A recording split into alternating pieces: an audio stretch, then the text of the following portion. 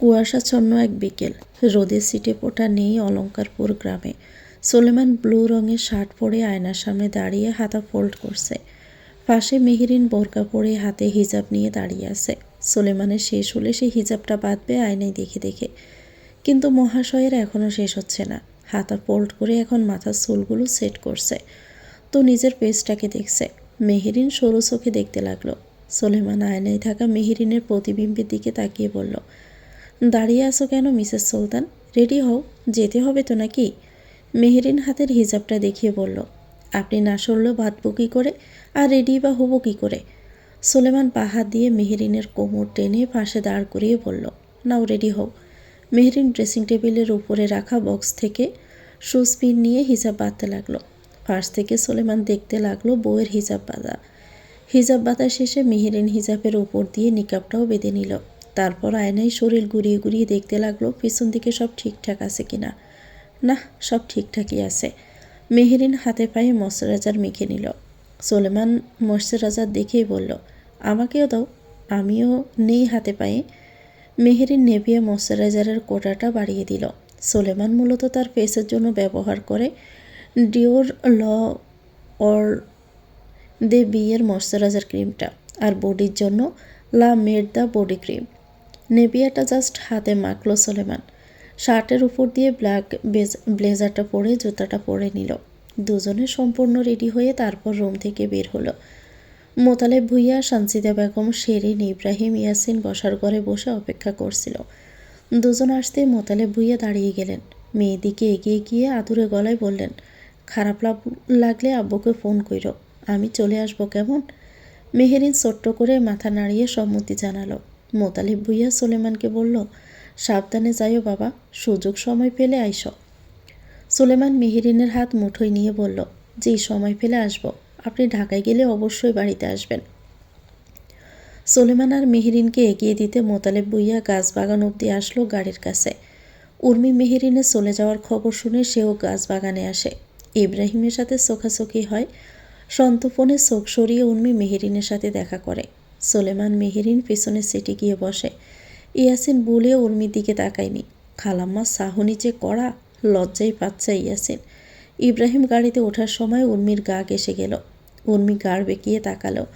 ইব্রাহিম চোখ মেরে বলল, খোদা হাফেজ বেআইন, বেরি সুন দেখা হবে।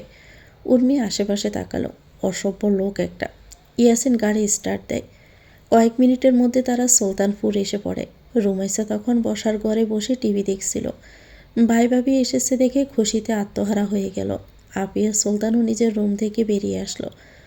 আজ রাতটা থেকে কাল সকালে চলে যাবে সুলেমান, ইব্রাহিম আর ইয়াসিন। সুলেমান মেহেরিনকে নিয়ে রুমে চলে গেল। যাওয়ার আগে বলে গেল 1 কাপ চা আর 1 কাপ কফি দিতে। ইব্রাহিম ইয়াসিনও চলে গেল নিজেদের রুমে। সন্ধ্যার পর এজওয়ান নিবাসে ফিরে হাতে 2টো প্যাকেট নিয়ে। এই শীতের ভেতরেও তার শরীর ঘামে ভিজে আছে। মাহি রুমের বেলকুনিতে দাঁড়িয়ে ফোনে কথা বলছিল। এজওয়ান রুমে ঢুকে সারা রুমে চোখ বুলিয়ে মাহিকে খুঁজল। না, নেই। ক্লান্ত দেহ নিয়ে গায়ের জ্যাকেটটা খুলতে খুলতে চেঁচিয়ে বলল, তরিকুলের বেটি, কই রে? 1 গ্লাস ঠান্ডা পানি নিয়ে আসো, তেষ্টায় গলা শুকিয়ে গেছে। মাহি এজওয়ানের ডাক শুনে বেলকুনি থেকে রুমে আসলো। এজওয়ানের হাতের কাছে পানির জগ, অথচ হাত বাড়িয়ে না নিয়ে তাকে ডাকছে। বিরক্তিকর। মাহি পানির গ্লাসে পানি ঢেলে দিল।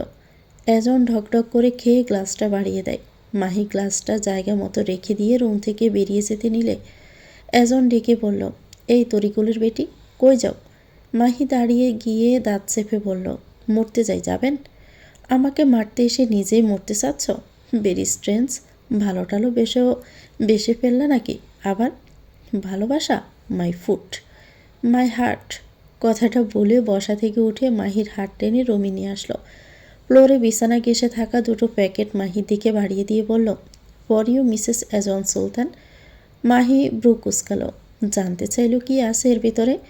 এজওয়ান প্যাকেট 2টো হাতে ঠেসে ধরিয়ে দিয়ে বলল, মুরগির পটি আর ছাগলের পটি আছে, রুটি দিয়ে ভরিয়ে ভরিয়ে খাও। মাহি প্যাকেট 2টো ফেলে দিতে চাইলে এজওয়ান চোখ গরম করে তাকিয়ে বলল, ফেলে দিলে খবর আছে, একদম তুলে আষাঢ় মেরে ভর্তা বানিয়ে ফেলবো বলে রাখলাম। মাহি সোফায় বসে প্যাকেটটা খুলল। একটা ব্ল্যাক কালারের জর্জেট শাড়ি। মাহি কোনোদিন শাড়ি পরেনি।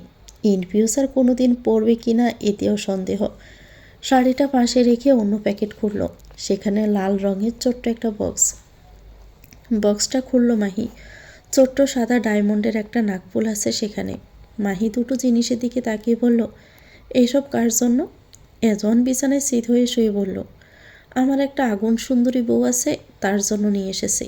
পছন্দ হয়েছে কিনা জানানো হোক। দেখতে ভীষণ বাজে। এজন মাহির দিকে ঘুরে হাতে ভর দিয়ে মাথা ঠেকিয়ে বলল, ঠিক তোমার মতন তাই না? Shut up.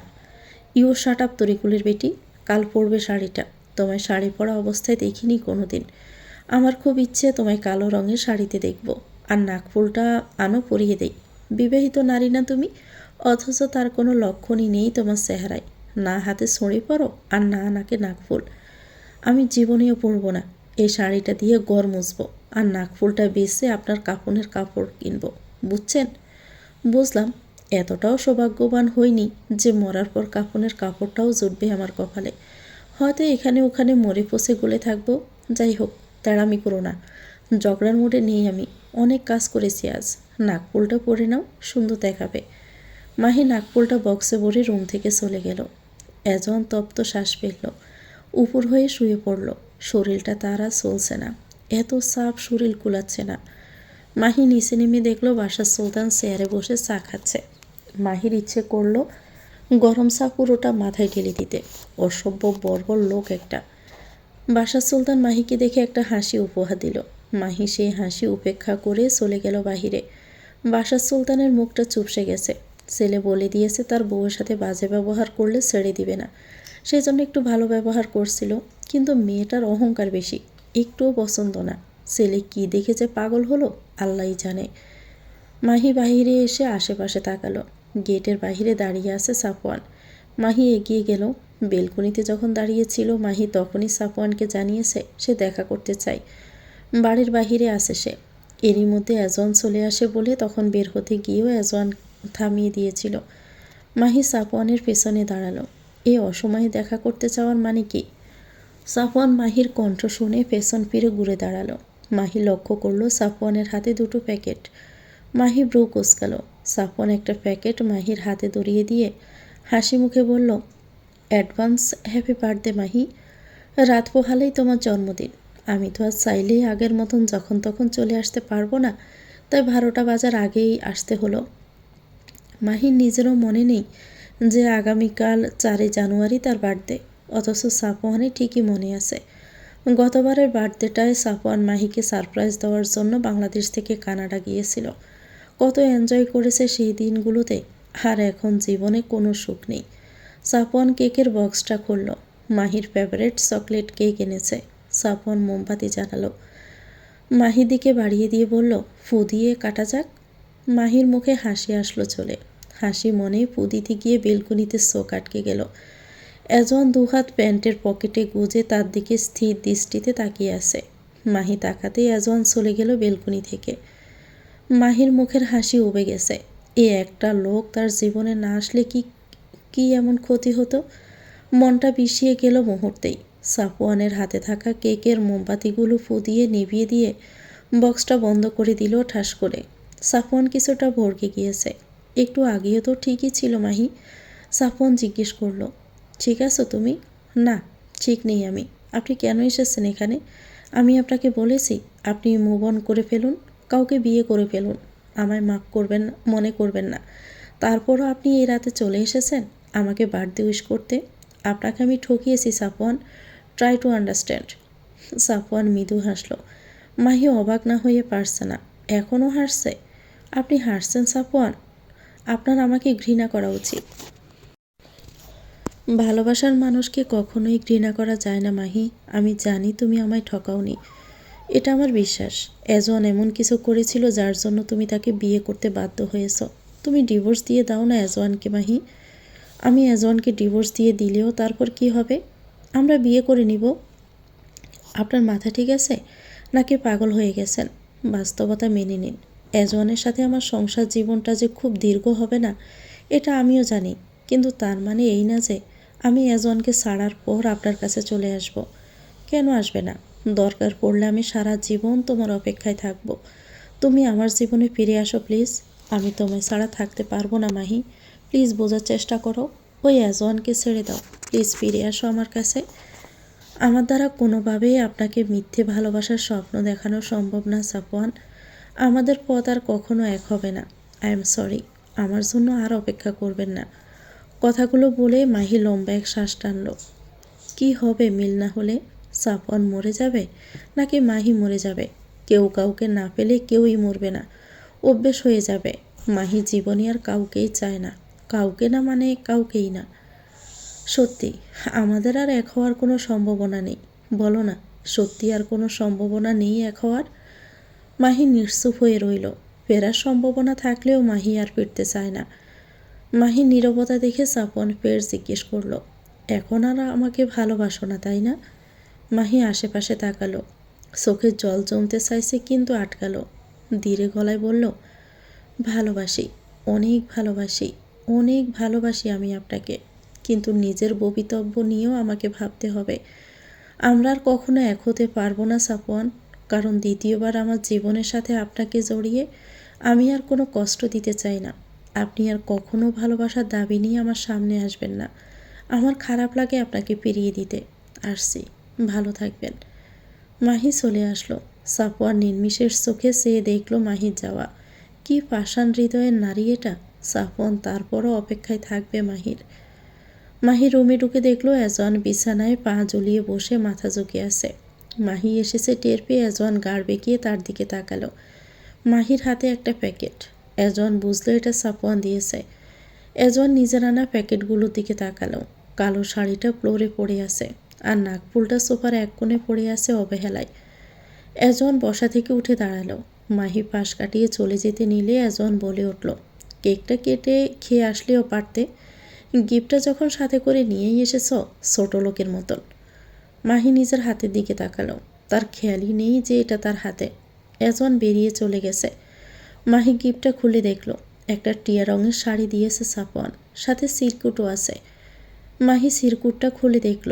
তাতে ছোট্ট করে লেখা, কখনো ইচ্ছে হলে পরে আমায় একটু জানিও। তোমার শাড়িতে দেখার বড্ড ইচ্ছে আমার। চেয়েছিলাম সেই ইচ্ছেটা আমাদের বিয়ের দিন পূরণ হবে। বিয়েটাও হলো না আমাদের, আর দেখাটাও হলো না। পৃথিবীর সব সুখ তোমার হোক মাহি।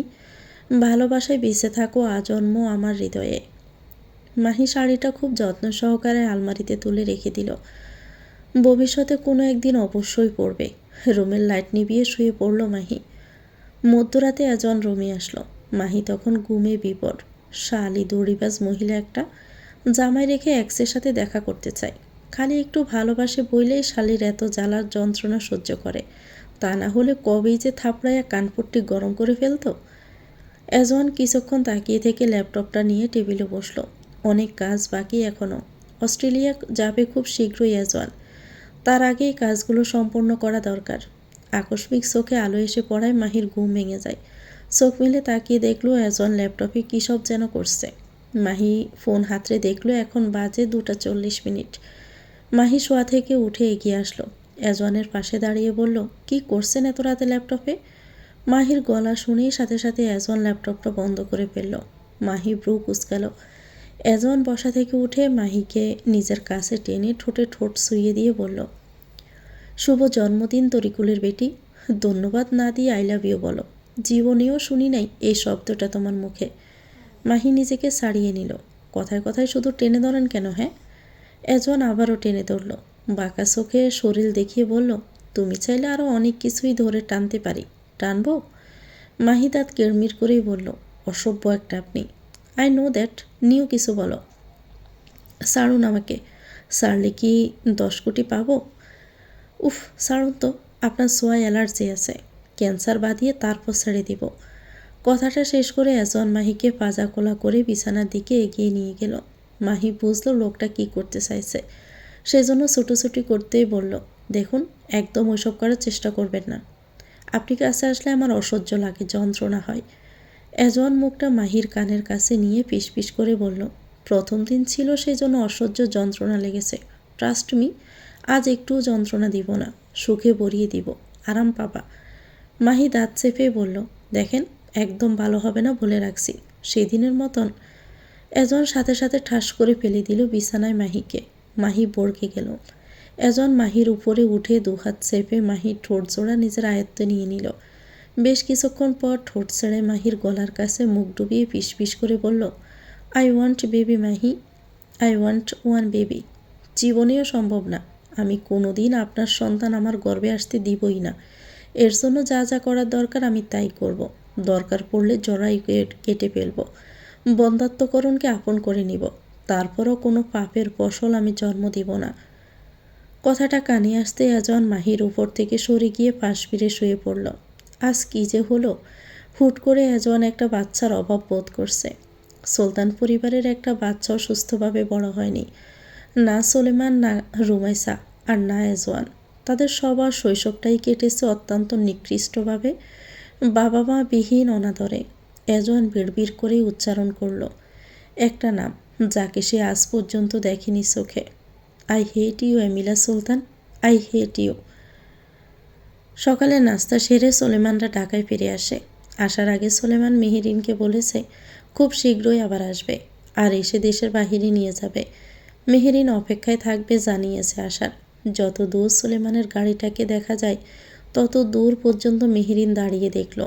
কথায় আছে, যেতে নাহি দিব হাই, তবু যেতে দিতে হয়, তবু চলে যায়। রুমাইসা মন খারাপ করে বসে আছে নিজের রুমে। সুলেমানরা চলে যেতে মেহেরিন গুটি গুটি পায়ে রুমাইসা রুমে আসলো। রুমাইসাকে মুখ ভার করে বসে থাকতে দেখে পাশে বসে বলল, কি হয়েছে রুমু আপুর, মন খারাপ? রুমাইসা মেহেরিনকে দেখে বলল, একটু একটু। কিসের জন্য মন খারাপ? আমি কখনো ঘুরতে যাইনি মহাদেবপুরের বাহিরে, এক টাকা ছাড়া ভাবি। তোমাকে তো ভাইয়া সুইজারল্যান্ডে নিয়ে যাবে। আমি কি করব তখন? আমি ঘুরতে যেতে চাই, অনেক ঘুরতে চাই। ভাইয়া আমাকে একটু ঘুরতে যেতে দেয় না। তুমিও চলো আমাদের সাথে। না, তোমাদের মাঝে কাবাবমি হাড্ডি হতে চাই না। এর চেয়ে এজন ভাইকে বলি, দেখি কি বলে। রুমাইসা এজওয়ানকে ফোন করলো। এজওয়ান বোর হতে স্টাডি রুমে এসেছিল ল্যাপটপ নিয়ে কাজ করার জন্য। রুমাইসার ফোন পেয়ে ফোনটা রিসিভ করে বলল, কিরে, সব ঠিকঠাক? নাসিরের পোলা আর কিছু করেনি তো? ওই ছেলের খোঁজ থাকলে তো কিছু করবে। পুলিশ এসেছিল ধরতে, পায়নি খুঁজে। এজওয়ান ব্রু কুচকালো এই কথা শুনে। পায়নি মানে? কই গেল শুয়ারের বাচ্চাটা? ভাইজান কিছু করেছে নাকি? এজওয়ান জানতে চাইল। পায়নি মানে? বোধহয় গা ডাকা দিয়েছে। দ্বিতীয়বার সামনে পড়লে ওটাকে মেরেই ফেলবো আমি। আচ্ছা বাদ দাও ওই ছাগলের কথা, যার জন্য ফোন করা। শোনো। বল, শুনছি। ভাইজান তো হানিমুনে সুইজারল্যান্ডে যাচ্ছে ভাবিকে নিয়ে। আমি তো আর ভাইজানকে বলতে পারি না আমাকেও সাথে নিয়ে চলো। তো তোমায় বলতেছি, ভাই ঘুরতে নিয়ে যাও। তোমরা এদেশ ওদেশ ঘুরো, অথচ তোমাদের বোনকে তোমরা ঘুরতে দাও না। দিস ইজ নট ফেয়ার ভাই। চলো সুন্দরবন যাই। এজন চমকালো। ভাইজান সুইজারল্যান্ডে যাচ্ছে? কি দরকার? হানিমুন তো রুমেই করা যায়, তার জন্য কি সুইজারল্যান্ড যেতে হয়? অথচ এজওয়ানই সেদিন তার বাবার সাথে নিজের হানিমুনে কোথায় যাওয়া যায় কথা বলছিল। সুন্দরবন কেন মরতে যাব আমরা? ভাইজান সুইজারল্যান্ড গেলে আমরা যাব নেদারল্যান্ড। না ভাই, সুন্দরবন যাব। নিজের দেশ থাকতে বিদেশ ছুটবো কেন ট্যুর দিতে? তুমি নিয়ে যাইবা নাকি তাই বলো। আমি, তুমি, মাহি ভাবি, ইব্রাহিম ভাই, ইয়াসিন ভাই যাব। মজাই হবে। আচ্ছা ডেট ফিক্সড করে জানা, আমি সব ব্যবস্থা করে রাখবো। রুমাইসার মন খুশিতে ভরে গেল। ফোনটা কেটে রীতিমতো নাচানাচি শুরু করলো। এবার সে তূর্ণকে দেখতে পারবে। রুমাইসা জানতে পেরেছে তূর্ণ খুব শীঘ্রই সুন্দরবনে যাবে ঘুরতে। আজ সকালে পেজে পোস্ট করেছে Turno, Sundarban, I am coming very soon. সেই থেকে রুমাইসার মন খারাপ ছিল, এখন মনটা ভালো। এক নজরে লোকটাকে সে দেখতে চায়। লোকটা কি দেখতে অসুন্দর? সেজন্যই কি ফেস দেখায় না? কিন্তু যার কণ্ঠ এত সুন্দর, সে কি দেখতে খারাপ হতে পারে? মেহেরিন রুমাইসার উড়াদুড়া নাচ দেখে ব্রু কুচকালো। সামান্য সুন্দরবনে যাওয়া নিয়ে মেয়েটা এত খুশি। বিকেলের দিকে মাহির ফোনে একটা মেসেজ আসলো। মেসেজটা কোনো ইনভাইটেশনের। মাহি ওপেন করলো। Dear miss Mahi, you are cordially invited to an exclusive evening celebration in InterContinental Dhaka venue InterContinental Dhaka grand ballroom, time 7 PM today evening, dress code elegant. Mahi আশ্চর্য হলো। কে ইনভিটেশন পাঠালো তাকে? ইন্টারকন্টিনেন্টাল হোটেলের তরফ থেকে? ঢাকা শহরের বুক জুড়ে দাঁড়িয়ে থাকা রাজকীয় সেই ইন্টারকন্টিনেন্টাল হোটেল। বিশাল গেট, ঝলমলে লাইট, ভিতরে প্রবেশ রাখলেই চোখ পড়ে চকচকে ফ্লোর আর সুবাস মাখা পরিবেশ। মাহি আশেপাশে তাকিয়ে ভিতরে পা রাখতে এক স্টাফ এগিয়ে এলো। হাতে কালো রঙের এক গাউন এগিয়ে দিয়ে মৃদু হেসে বলল, ম্যাডাম, ভিতরে প্রবেশের জন্য দয়া করে এটা পরে নিন। স্টাফ তাকে ভদ্রভাবে একটি সেন্স রুমের দিকে ইশারা করল। মাহি ব্রু কুঁচকাল, নিজের দিকে তাকালো। পরনে তার জিন্স প্যান্ট, লেডিস শার্ট আর উপর দিয়ে ব্ল্যাক লেডিস জ্যাকেট। আমি কি ড্রেস পরে আসিনি? আপনাদের দেওয়া ড্রেস কেন আমি পরতে যাব? সেটা বলতে পারবো না আমি। ভিতরে যেতে হলে এটা পরে দেন ঢুকতে হবে। মাহি গাউনটা হাতে নিয়ে চেঞ্জিং রুমে ঢুকলো। পরনের পোশাক বদলিয়ে গাউনটা পরে নিল। মুহূর্তের মধ্যে মাহি নিজেকে এক অন্য আভিজাত্যের আবরণে আবিষ্কার করল। ফর্সা ধবধবে গায়ের রং, গোলাপি রাঙা ঠোঁট, আসার আগে লিপ বাম দিয়ে এসেছিল। মেকআপের প্রয়োজন পড়ে না। মেকআপ ছাড়াও মাহির সৌন্দর্যের কোনো হেরফের হয় না। মাহি দরজা ঠেলে বের হয়ে হোটেলের গ্র্যান্ড বলরুমের ভিতরে পা রেখে চারপাশটা তাকিয়ে দেখল। জলমলে জারবাতি থেকে নেমে আসা সোনালি আলো, চারপাশে মানুষের ভিড়। মিডিয়াম স্লো ভলিউমে গান বাজছে। লাল আর সোনালি রঙে লাইটিংয়ে পুরো বলরুম। কারো হাতে শ্যাম্পেন গ্লাস, কেউ আবার হালকা হেসে আলাপ করছে। মাহি সম্পূর্ণভাবে কিছুটা এগিয়ে আসতেই হুট করে তার মাথার উপরে ফুলের পাপড়ি পড়তে শুরু করলো। মাহির কানে আসলো করতালির শব্দ, আর মুখে মুখে ভেসে আসলো happy birthday to you. Mahi বর্গে গিয়েছে। সামনে তাকাতে হঠাৎই ভিড়ের মাঝখানে তার চোখ থেমে যায়। সামনে দাঁড়িয়ে করতালি দিচ্ছে মাহির বোন মোহনা আর তার দুলাভাই শাকিল। বোনের কোলে কয়েক মাসের মেয়ে মায়া। সবার মুখেই হাসি। মাহি ভীষণ চমকালো এদের এখানে দেখে। তার বোন আর দুলাভাই এসব আয়োজন করেছে। মাহি এগিয়ে গেল, মোহনা বোনকে জড়িয়ে ধরল। মাহি মায়াকে কোলে নিল। জান বাচ্চা তার দাঁত উঠেছে, কি গুলুমুলু হয়েছে। মাহি টসটসে গাল দুটো চুমু খেয়ে বোনের উদ্দেশ্যে বলল, এসব করার কি দরকার ছিল আপু? বাসাতেই তো করা যেত। মোহনা বুঝলো না কথাটার মানে, তাই জিজ্ঞেস করলো, আমরা কি করেছি? মাহি এবার সন্দিহান চোখে বলল, এই আয়োজন তোমরা করনি? না, আমাদের ফোনে মেসেজ এসেছিল। মেসেজটা তো তোর নাম করেই আসা, সেজন্যই তো আমরা আসলাম। তোর জন্মদিন, আমি তোকে সারপ্রাইজ দিতে তোর শ্বশুরবাড়ি যেতে চেয়েছিলাম। পরে মেসেজটা আসায় এখানেই এসেছি। কিন্তু তুই কেন প্রশ্ন করছিস উল্টা আমাদের? তুই পাঠাসনি মেসেজ? না, বরং আমার কাছেও মেসেজ এসেছে। মাহি ফোনটা বের করে মেসেজটা দেখালো। শাকিল আর মোহনা একে অপরের দিকে চাওয়াচাই করলো। ঠিক সেই মুহূর্তে দরজা দিয়ে প্রবেশ করলো সাদা শুটে সাফওয়ান। মাহির মনে প্রশ্ন জাগলো, সাফওয়ানই কি তাহলে তাদের ডেকে এনেছে মেসেজ দিয়ে? সাফওয়ানও বেশ চমকালো মাহিকে দেখে। তার ফোনেও মেসেজ এসেছে, সেজন্যই আসা। কিন্তু এসে সে যে মাহিকে দেখতে পাবে তা কল্পনাতেও ভাবতে পারেনি। ব্ল্যাক গাউনে কাঁধ অবধি সোজা ছোট স্ট্রেট চুলে পরিচেও কম লাগছে না। মাহিও তাকিয়ে আছে সাফওয়ানের দিকে। মানুষটা সবসময় পরিপাটি হয়ে গুছিয়ে চলাফেরা করে, এজন্যই সাফওয়ানকে তার বেশি ভালো লাগতো। গোছগাছ প্রকৃতির একটা মানুষ। এমন পুরুষই মেয়েরা চেয়ে থাকে তাদের জীবনে। মাহি থেকে ঠিক কিছুটা দূরে ভিড়ের মাঝে দাঁড়িয়েছিল এজওয়ান, হাতে তার ড্রিঙ্কসের গ্লাস। মাহিকে পরখ করছিল দাঁড়িয়ে দাঁড়িয়ে। কিন্তু বউ তার এভাবে এক্সকে মুগ্ধ চোখে দেখছে দেখে তড়িগড়ি করে ভিড় ঠেলে সামনে আসলো। হাতে থাকা ড্রিঙ্কসের গ্লাসে একটা চুমুক দিয়ে সম্পূর্ণটা শেষ করলো। তারপর কিঞ্চিত গাড় বাঁকিয়ে হাতে তুড়ি বাজিয়ে মাহির উদ্দেশ্যে বলল, তেরা দায়ান কিদার হায়, ইয়া তেরা বিলেন ইদার হায়। আকস্মিক এজওয়ানের গলার স্বর শুনে গাড় বাঁকিয়ে পাশে তাকালো। ব্ল্যাক কালারের স্যুট পরিহিত এজওয়ান মাহির দিকে তাকিয়ে আছে। মাহি বিরক্ত হলো এটাকে এখানে দেখে। এটাকে আবার কে ইনভাইট করেছে? ততক্ষণে সাফওয়ান চলে এসেছে মাহির কাছে। মাহির পাশে দাঁড়িয়ে বলল, মাহি তুমি এখানে? মাহি ছোট্ট করে হ্যাঁ বলল। এজওয়ান এগিয়ে এসে মাহির হাত টেনে নিয়ে মাঝখানে সবার মাঝে দাঁড়ালো। একটা স্টাফ এসে মাইক দিয়ে গেল এজওয়ানের হাতে।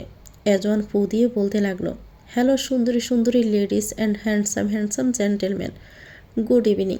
আপনারা সবাই আমার ইনভাইটে এসেছেন। আমি খুব খুশি হয়েছি। এত খুশি হয়েছি যে খুশির ঠেলায় মনে হচ্ছে আমি গর্ভবতী হয়ে গেছি। সে যাই হোক, আজ আমার one and only lovely wife তরিকুলের বেটির বার্থডে। আপনারা প্রাণ মন জান খুলে আমার তরিকেলুর বেটির জন্য দোয়া করবেন, যেন সে আরও 100 বছর আমার সাথে সংসার করতে পারে। মাহি হাত ছাড়িয়ে নিল, দাঁতে দাঁত চেপে বলল, আপনি এমন মেসেজ পাঠিয়েছেন জানলে আমি জীবনেও আসতাম না। এজওয়ান সুমো ছেড়ে দিয়ে বলল, এসে যখন গেছই তখন এনজয় দিস পার্টি। একটা কেক নিয়ে আসা হলো, অনেক বড় কেকটা, চকলেট ফ্লেভারের। এজন চাকুটা মাহির দিকে বাড়িয়ে দিয়ে বলল, ভদ্রমেয়ের মতন কেটে ফেলো তো তরিকুলের বেটি, সব আখাইয়া কেক খাওয়ার জন্য এসেছে। মাহি বেশি সিনক্রিয়েট না করে কেকটা কাটলো।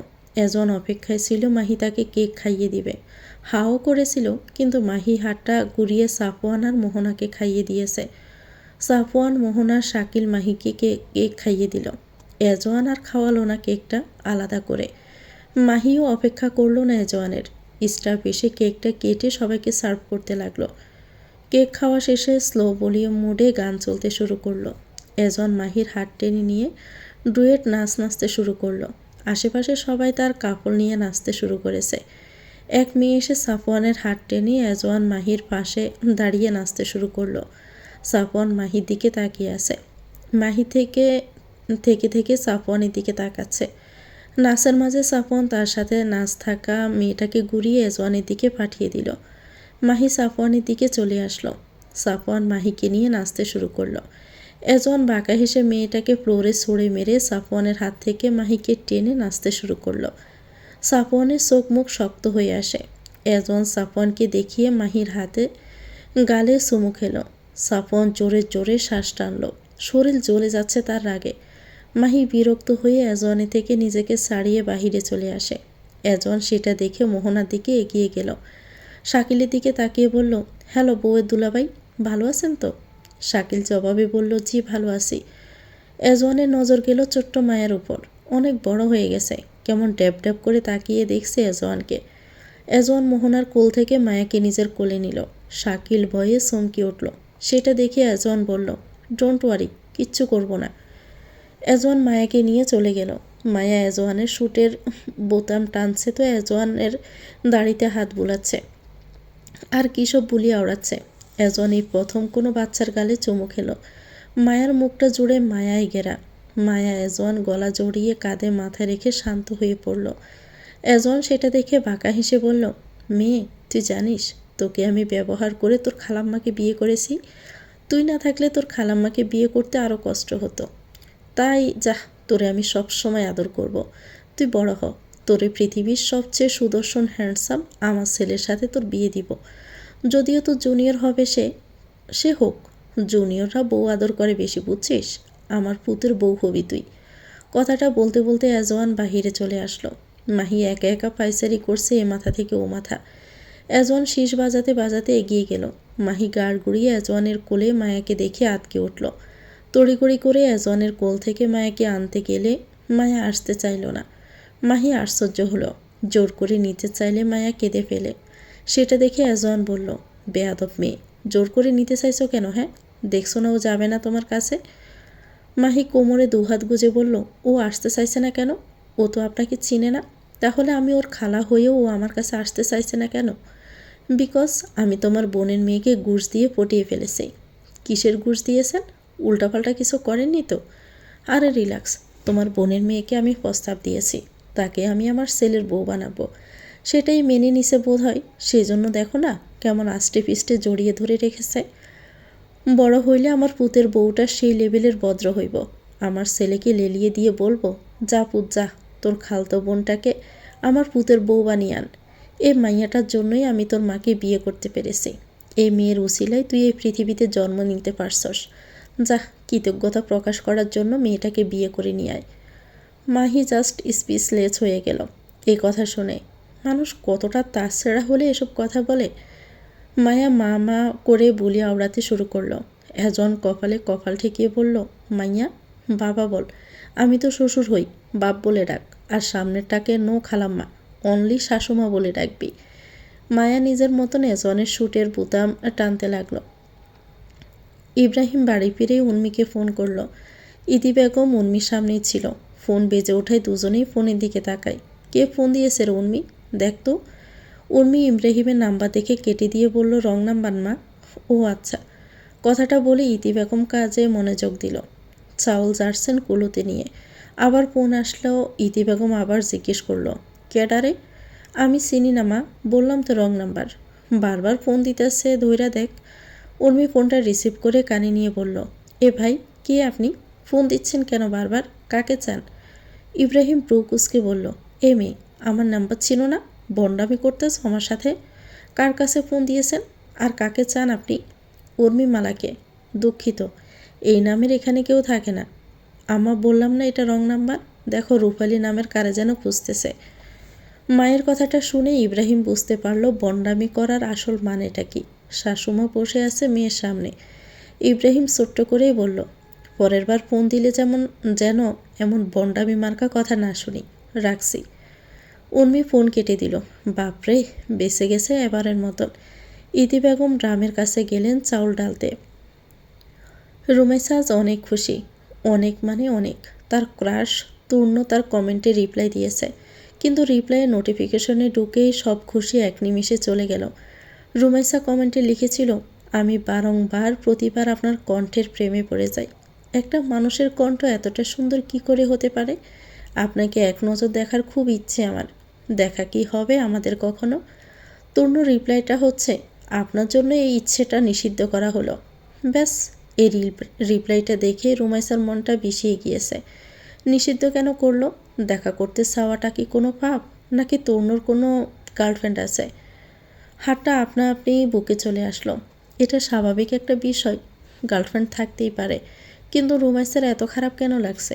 রুমাইসা সোজা তরুণর পার্সোনাল আইডির ইনবক্সে চলে গেল। ফেজে দিলে যদি কোনো মডারেটর দেখে ফেলে এই ভয়ে। ইনবক্সে লিখে পাঠালো, নিষিদ্ধ কেন বললেন? আপনার উচিত আপনার ফ্যানদের ইচ্ছে পূরণ করা। মেসেজ ডেলিভারি হলো, কিন্তু সিন হলো না। রুমেশা অপেক্ষা করতে লাগলো, কিন্তু সিন হওয়ার নামও নিচ্ছে না। টানা 2.5 ঘন্টা অপেক্ষা করার পর মেসেজটা সিন হলো। রুমেশার বুকটা দুক করে উঠল। কিছু টাইপ হচ্ছে ওপাশ থেকে।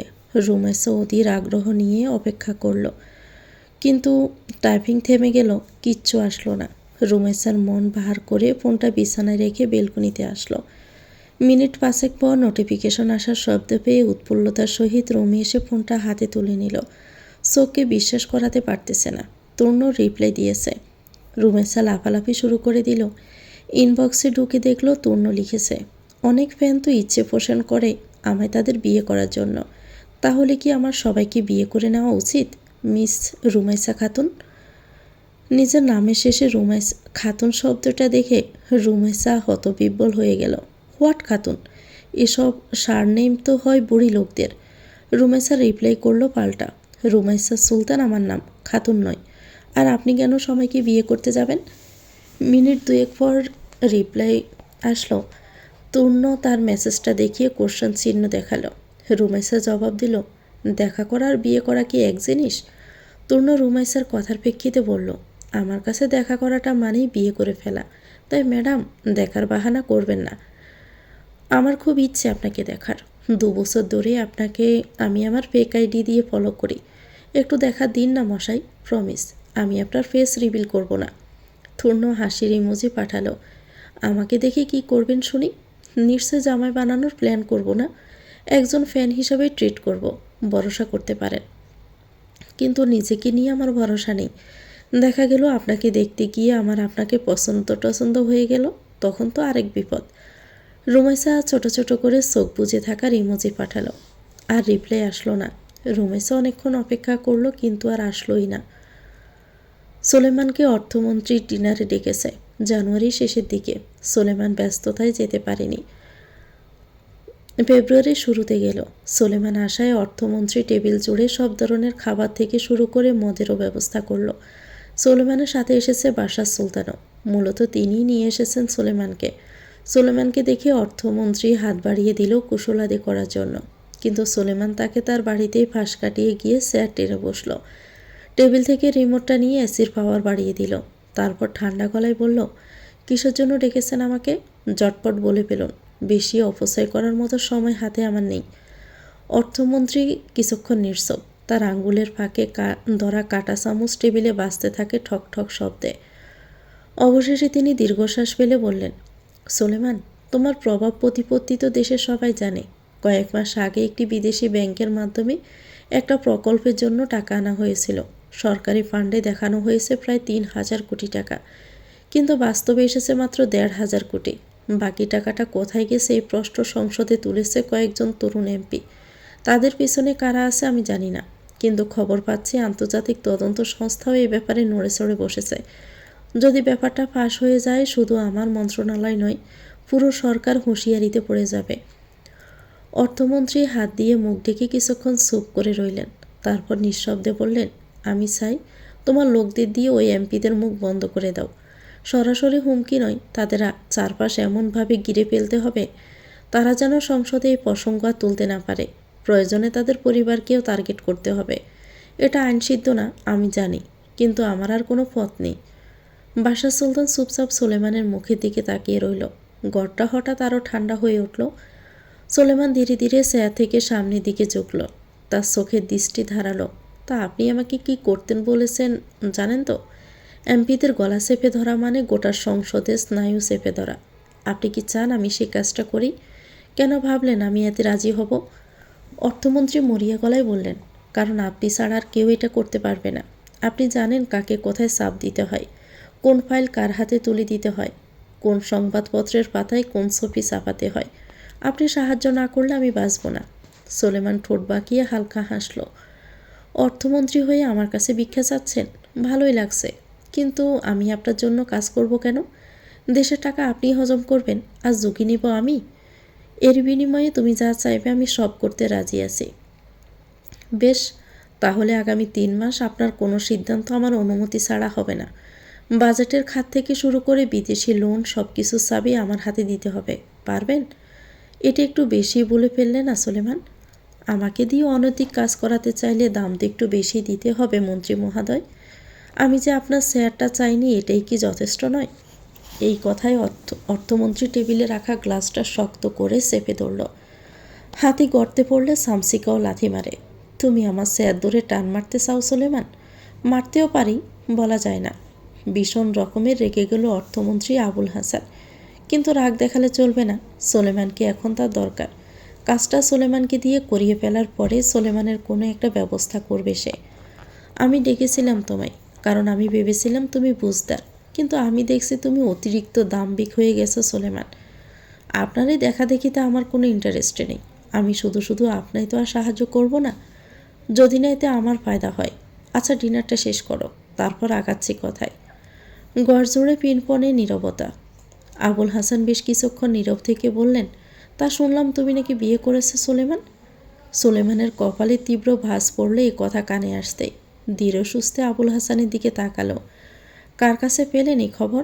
আবুল হাসান হালকা হাসি দিয়ে বলল, এই খবর তো আর লুকিয়ে রাখার মতন খবর না। সব মন্ত্রীর কাছে পৌঁছে গেছে এই খবর। তুমি তো তোমার বউ দেখাইলা না আমাদের, দাওয়াতও দাওনি বিয়েতে। সুলেমান চোখ চেপে ধরা গলায় লাল হয়ে উঠল। দাঁত চেপে বলল, পরের বউ দেখার এত আগ্রহ কেন? নিজের বউ কি আরেক বেটার সাথে ভেগে গেছে, নাকি খাদ্যমন্ত্রীর কাছে ডিনার করতে পাঠানো হয়েছে? কোনটা? আবুল হাসান ধীরে ধীরে এগোলো। আমার বউ যেখানেই যাক, আমার বউয়ের সাথে পরিচয় করাবা না? তোমার বউয়ের সাথে আমাদের পরিচয় করাবা না? সুলেমান রাগ কমানোর চেষ্টা করলো। বাশার সুলতান পাশ থেকে সুলেমানকে শান্ত রাখার চেষ্টা করলো। সুলেমান কিরমির করতে করতে হাতা ফোল্ড করতে করতে বলল, আমার বউ দেখে তুই কি করবি সেটা বল আগে, তারপর উত্তর দিচ্ছি তোকে আমার বউয়ের সাথে দেখা করাবো নাকি অন্য কিছুর সাথে দেখা করাবো। আপনি থেকে সোজা তুইতে চলে যাওয়ায় আবুল হাসানের শরীরে রাগ উঠে গেল। এক এমপি হয়ে তার মতন মন্ত্রীকে তুই তুকারি করতেছে?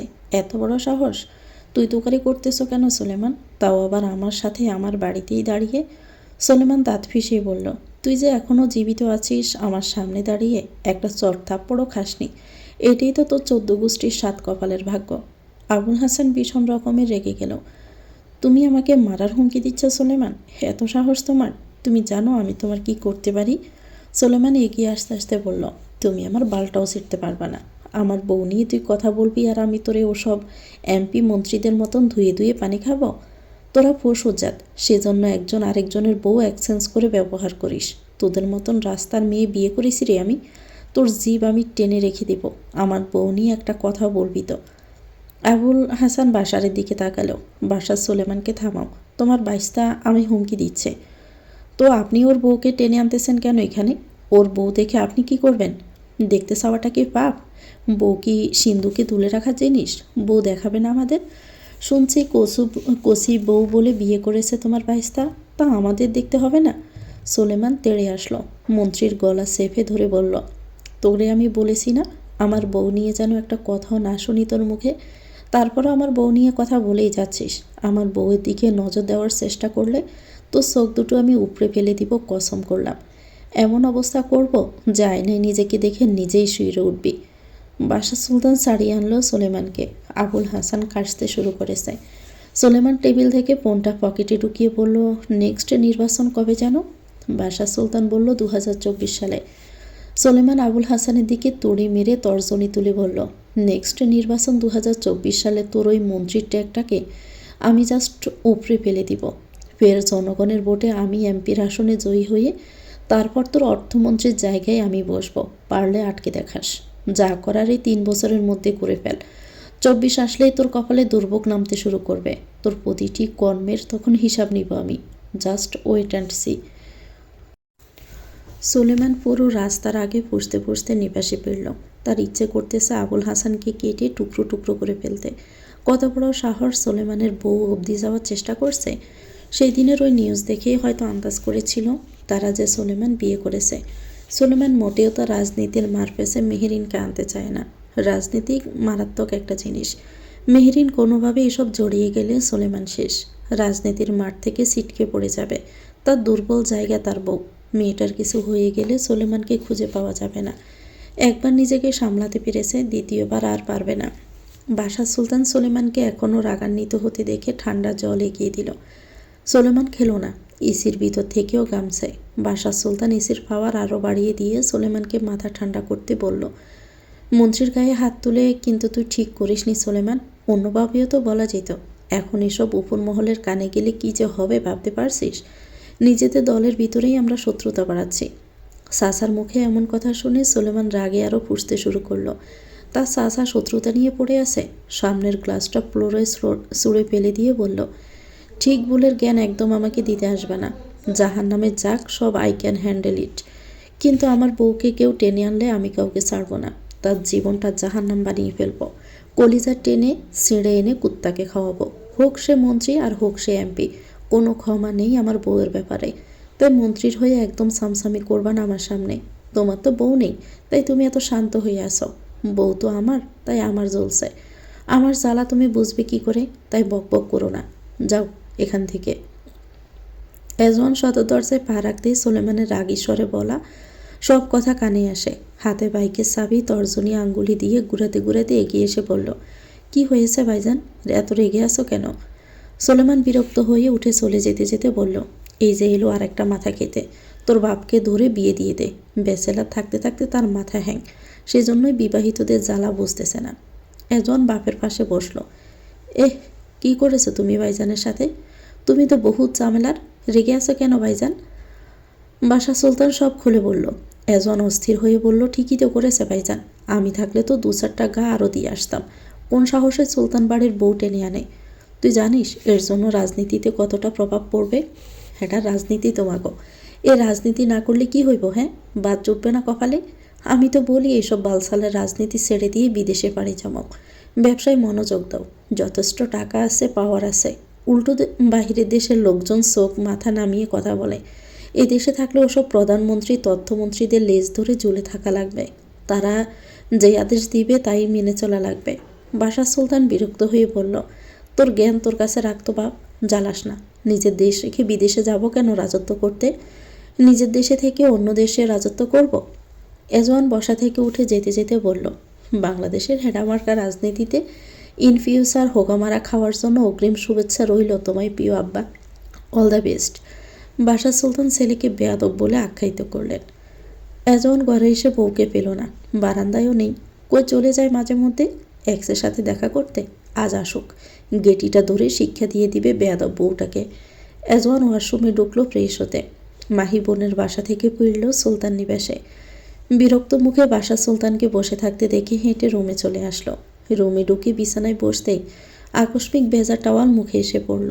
মাহি সাথে সাথে মুখের উপর থেকে টাওয়ালটা সরিয়ে এজওয়ানের দিকে রাগান্বিত হয়ে তাকিয়ে বলল, কোন ধরনের কাজ এটা? এজওয়ান চুল হাত দিয়ে জেড়ে বলল, অনৈতিক। একটু ভালো হতে পারেন না আপনি? তুমি বানানোর চেষ্টা করেছো কখনো? আমার ঠেকা? তা নয়তো কার? পাশের বাড়ির কুদ্দুসের বউয়ের ঠেকা? তা কোথায় গিয়েছিলে? আপুর ওখানে। আমার পুতুর বউ ভালো আছে? এক মগ কফি এনে দাও। মাহি কফি আনতে চলে গেল। এজওয়ান অবাক হলো মাহির এমন বিহেভিয়ারে। এত শান্তশিষ্ট ভদ্র বউয়ের মতো বিহেভ করছে কেন? কোনো ঘাপলা আছে নিশ্চয়ই। মাহি 10 মিনিট পর কফি নিয়ে ফিরল। এজওয়ানের হাতে ধরিয়ে দিতেই এজওয়ান কফির মগের দিকে তাকিয়ে বলল, বৃষ্টিস কিছু মেশাওনি তো আবার? নিজে খেয়ে দেখাবো? এজওয়ান বাড়িয়ে দিল মগ। রিস্ক নেওয়ার কোনো মানেই হয় না। মাহি চুমুক দিয়ে তারপর মুখটা বাড়িয়ে দিল। না, মাহি বেঁচে আছে, কিছুই হয়নি। এজওয়ান তারপর খেতে শুরু করলো। খাওয়া শেষে এজওয়ান মাহিকে একটু রাগাতে চাইল। ধানি লঙ্কার এমন শান্তরূপ মোটেও হজম হচ্ছে না এজওয়ানের। তরিকুলের বেটি আবার বিছানায় শুয়ে গুনগুন করে লালা লালা গাইছে। এত ফুর্তি জেগেছে মনে, কোন সুখে? এজওয়ান ব্রু কুচকে বলল, আমার ক্ষুধা লেগেছে। মাহি শোয়া থেকে উঠে বলল, খাবার এনে দিব? এজওয়ান আশ্চর্যের চরম পর্যায়ে চলে যাচ্ছে ক্রমাগত।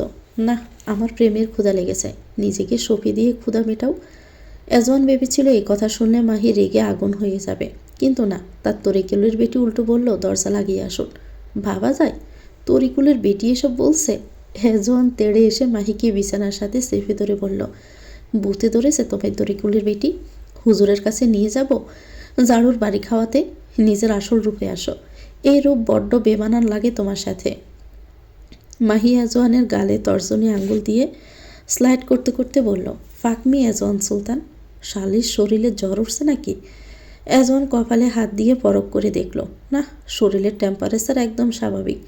এজওয়ান মাহিকে শোয়া থেকে উঠিয়ে ওয়াশরুমের দিকে ঠেলে দিয়ে বলল, শালি যা, চোখে মুখে পানির চাপা মেরে আয়। উল্টাপাল্টা কিছু খেয়ে এসেছিস তাই না? হুঁশে নেই তুই। মাহি এজওয়ানি থেকে নিজেকে ছাড়িয়ে নিয়ে বলল, ছাড়েন তো, আসেন রোমান্স করি। রাগে এজওয়ানের সোয়াল শক্ত হয়ে আসলো। শালি থাপড়িয়ে দাঁত ফেলে দিব। এজওয়ান সম্পূর্ণ করতে দিল না শব্দটা। এই শব্দটা একটুও তরিকুলের বেটির মুখে মানায় না। এজওয়ান মুখ চেপে দূরে সরিয়ে দিয়ে বলল, ফাকিং তোর ইয়োর সেলফের গুষ্টিরে শালি, যা একবার দূরে সর। বালমি শুরু করে দিছে। এজওয়ান রুম থেকে বেরিয়ে আসলো। এমন ছাগলামি শুরু করলো কেন এটা? এজওয়ান চলে যেতে মাহি আয়নার সামনে দাঁড়ালো। পৈশাচিকভাবে হেসে হাতে থাকা কাঙ্ক্ষিত জিনিসটা সযত্নে ড্রেসিং টেবিলে লুকিয়ে রাখলো। দিনটা 14 ফেব্রুয়ারি, যাকে বাংলায় বলে ভালোবাসা দিবস, ইংরেজিতে বলে ভ্যালেন্টাইন্স ডে। 14 ফেব্রুয়ারি আরও একটি বিশেষ দিন, সেটা হলো আজ উর্মির জন্মদিন। সকাল সকাল ইমন ফোন করে বোনকে শুভেচ্ছা জানিয়েছে জন্মদিনের। ইমনের মুখ থেকে ইব্রাহিম জানতে পারল উর্মির বার্থডের কথা। গতকাল রাতেও তো কথা হলো, কই উর্মি তো তাকে বলল না আজ তার জন্মদিন। কৌশলে ইব্রাহিম জিজ্ঞেস করল, তোমার বোনের কততম জন্মদিন এটা? ইমন জানালো 19তম। ইব্রাহিম স্বস্তির শ্বাস ফেলল, বিড়বিড় করে বলল, যাক, বিয়ের বয়স হয়েছে তাহলে। ইমন স্পষ্ট শুনতে পেল না। কিছু বললেন? না, কিছু বলিনি, তা বাড়ি গিয়ে ঘুরে আসো। ইমন জবাব দিল না। তার বাড়িতে যেতে ইচ্ছে করে না এখন আর। গেলে মেহেরিনের শূন্যতা কুড়ে কুড়ে খাই। ওই গ্রামে তার মেহেরিন নেই। ইব্রাহিম নিজের ফোন থেকে উর্মিকে ফোন করল। উর্মি ইব্রাহিমের ফোন পেয়ে রিসিভ করতে ইব্রাহিম বলল, আজ তোমার জন্মদিন আমায় বলনি তো? উর্মি পাল্টা প্রশ্ন করল, জানালে কি হতো? প্রশ্নর পিঠে প্রশ্ন করা হচ্ছে। জি, জবাব দিলে তবেই জবাব দিব। আমায় জানালে রাত 12টায় মহাদেবপুর এসে তোমায় উশ করে যেতাম। উর্মির ঠোঁটের কোণায় হাসি খেলে গেল। রাত 12টায়? জি ম্যাডাম, আমি তো দেখা করতাম না আপনি আসলেও। ইব্রাহিম জানতে চাইল কেন? অত রাতে আমি কেন পরপুরুষের সাথে দেখা করতে যাব? আমি পরপুরুষ? নিঃসন্দেহে। ব্যক্তিগত পুরুষ হওয়ার সুযোগ দিলে পরপুরুষ থেকে সেটাও হতে পারি। উর্মির মুখ গম্ভীর হয়ে গেল। মস্করা করছেন? তুমি আমার বেআইন লাগো? আমি যতদূর জানি আমি আপনার বেআইনি লাগি। কথা পেছিও না, আমি এত প্যাচগোছ বুঝি না। বিকেলে দেখা করতে আসতেছি, তুমি গোসপাড়া রোডের ওখানে দাঁড়িয়ে থাকবে। উর্মি ইনিয়ে বিনিয়ে আমতা আমতা করে বলল, আম্মু যেতে দিবে না। তাহলে আমি বাসায় এসে অনুমতি নিয়ে যাই তোমার আম্মুর থেকে? এই মাথা ঠিক আছে আপনার? হামান তিস্তা দিয়ে সেচবে আমাকে। তাহলে ভদ্র মেয়ের মতন চলে এসো, ঠিক 4টায়। আমি আসবো না। আপনি বললেই আমায় যেতে হবে নাকি? আমি জানি তুমি আসবে। আমি অপেক্ষা করব গুনে গুনে 5 মিনিট। তারপর না আসলে সোজা বাড়ি চলে আসব। উর্মি বাইরে তাকিয়ে বলল, আমাকে আপনি কেস খাওয়াতে চাচ্ছেন? না, আমি নিজেই খেয়ে বসে আছি সেটা। কখন খেলেন? প্রথমবার দেখে চোখে চোখ রেখে কখন জানি না আমি কেস খেয়ে গেছি। উকিল খুঁজে মুক্তি হন এই কেস থেকে। আপনি উকিল হয়ে মুক্তি দিলেই তো পারেন। আমার এসব কথা শুনলে লজ্জা লাগে ভাইয়া, প্লিজ এই টোনে কথা বললেন না। ইব্রাহিমের আবেগের চোড়ায় উর্মি জাস্ট পানি ঢেলে দিল। ইব্রাহিম এতে রেগে বলল, ডোন্ট কল মি ভাইয়া, অনলি কল মি সাইয়া। আপনার মাথায় সমস্যা হয়েছে, ডক্টর দেখান। ভুলভাল কথা বলছেন, রাখছি। উর্মি ইব্রাহিমের মুখের উপর ফোন কেটে দিল। ইব্রাহিম এই উর্মিকে একটু প্রেম প্রীতির কথা বললেই হেসে উড়িয়ে দিয়ে পাশ কাটে, আর তা না হলে এভাবে মুখের উপর ফোন কেটে দেয়। কত বড় সাহস এই পুচকি মেয়ের, ভাবা যায়? বেয়াদব মেয়ে, বড়দের মুখের উপর ফোন কেটে দেয়, আজ একটা ধমক দিবে। ইব্রাহিম বসুন্ধরা শপিং মলে আসলো।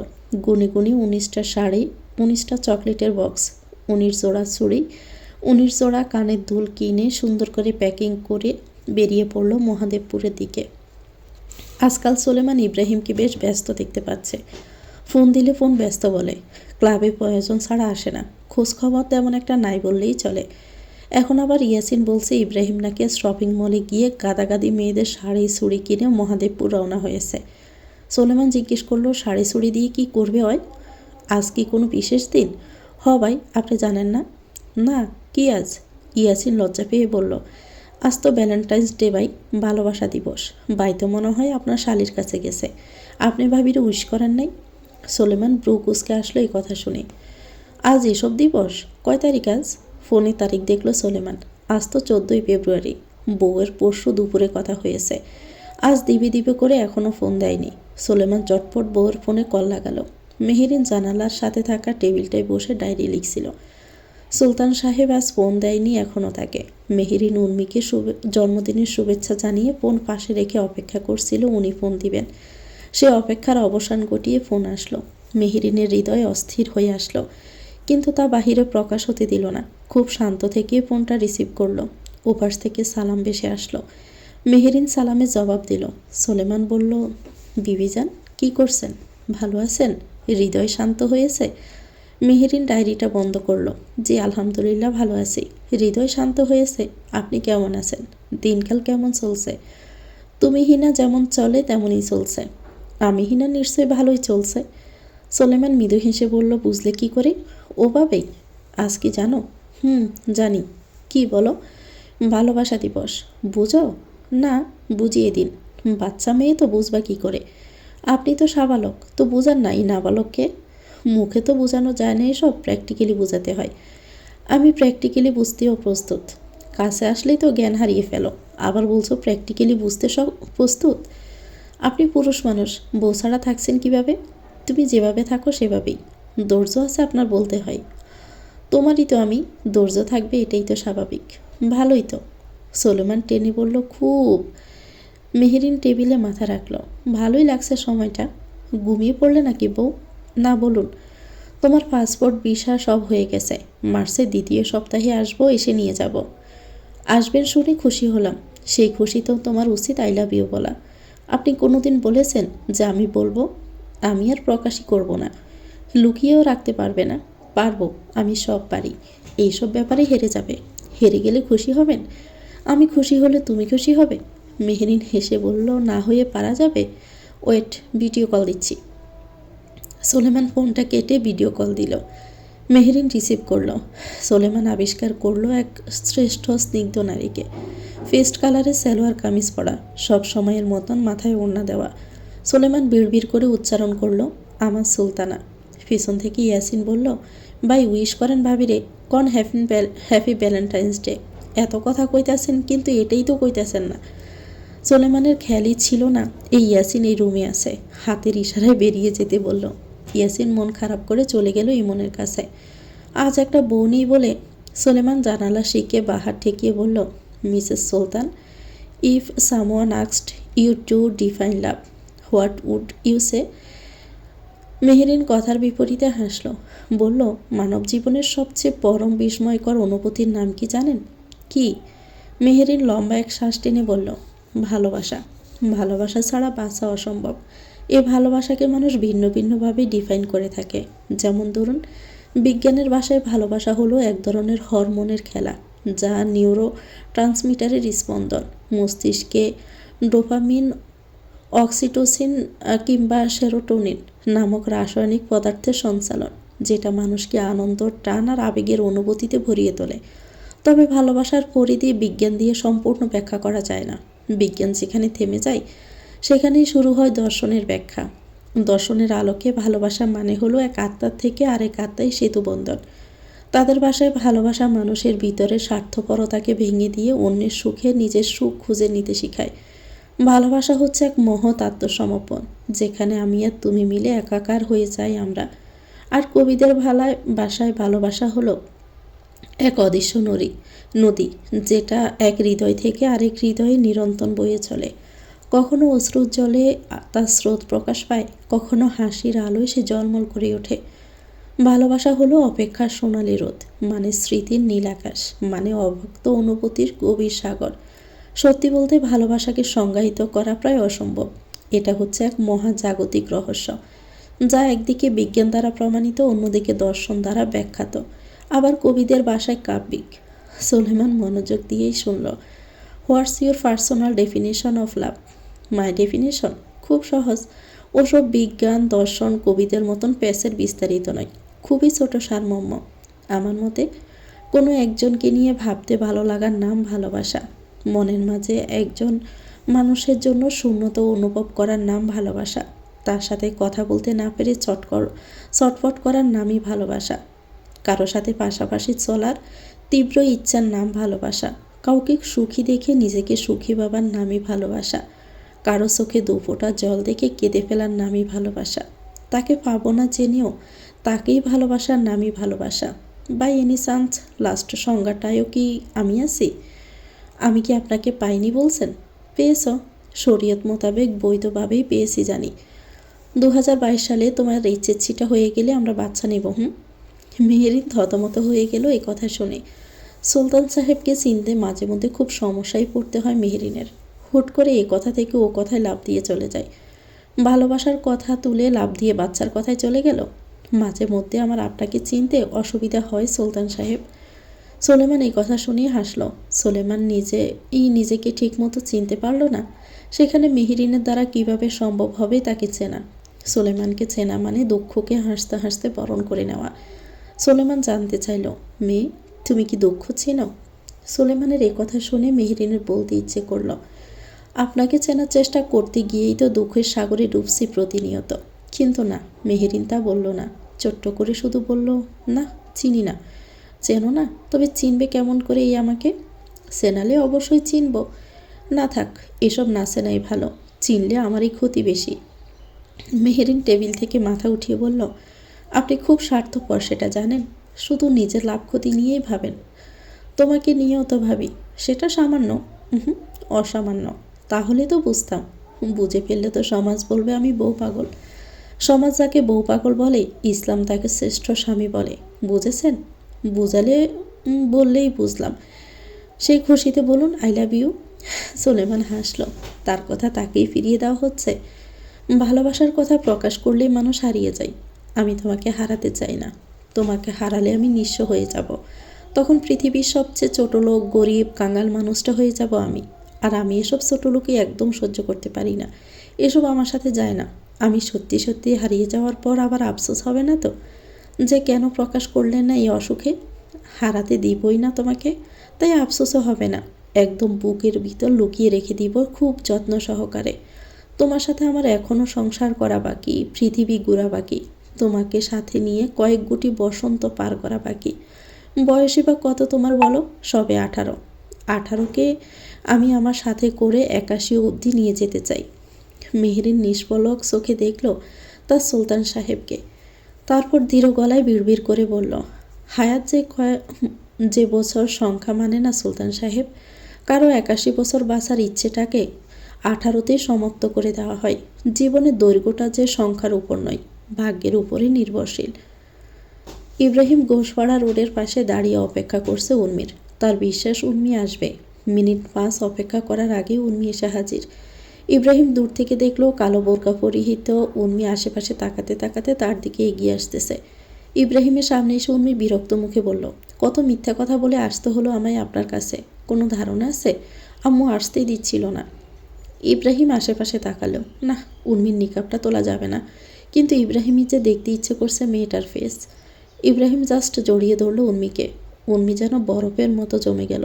ছাগল বেটা, রাস্তাঘাটে এসব কী করছে? লোকজন চিনে ফেললে খবর আছে। উর্মি বয়ার্ত গলায় বলল, আরে কি করছেন কি? ছাড়ুন। কি হলো কি? ছাড়ুন না, আমি কিন্তু কেঁদে দিব ভাই। ইব্রাহিম পের ভাই ডাক শুনে উর্মির মাথায় চাপড় মারল। এ মেয়ে, আমি তোমার কোন জন্মের ভাই? হ্যাঁ, একদম ভাই ডাকবে না। উর্মি উল্টো ঘরে যেতে যেতে বলল, দেখা শেষ, এখন চলে গেলাম।